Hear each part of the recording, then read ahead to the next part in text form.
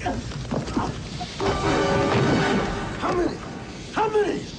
Wesley Snipes is an anti-terrorist expert who happens to be on board when an infamous hijacker being carried as a prisoner suddenly seizes control of a transcontinental flight in Passenger 57, a completely implausible but nevertheless surprisingly entertaining new thriller.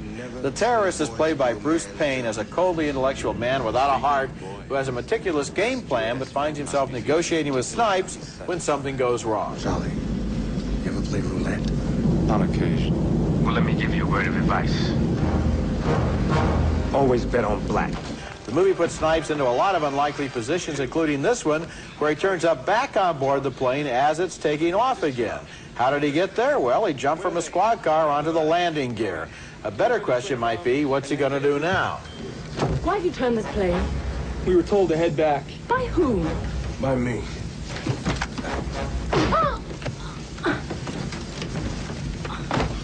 What a waste. Passenger 57 belongs to the same genre as Die Hard 2 and Under Siege. It's about a hero and his girl sidekick battling an international terrorist for the lives of innocent human beings.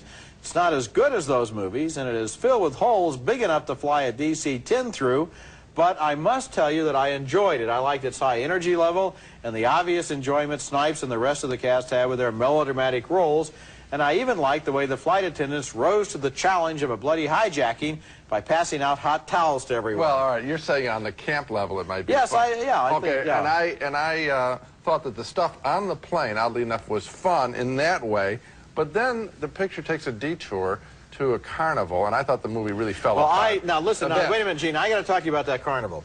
Now, the plane is on the ground. Yeah. And the terrorist creates a diversion and then sneaks off the plane and runs across the field to the carnival, which is conveniently next door. Right. The police, of course, have not surrounded the plane, and nobody notices that the terrorist goes there. Right. Meanwhile, Wesley Snipes is inside the control tower, arrested by the police, but he knocks out two of them, fights free, steals a motorcycle, and races directly to the carnival. Now, how did he know the terrorist was there? I have no My idea. answer is he's seen other movies. He knows that you always go to the carnival because then you can have the shootout on the merry-go-round. That's where I thought the film really fell apart, and that's why I don't give it a positive review. At the camp level, some of the stuff on the plane is fun, but I don't think I would recommend the film.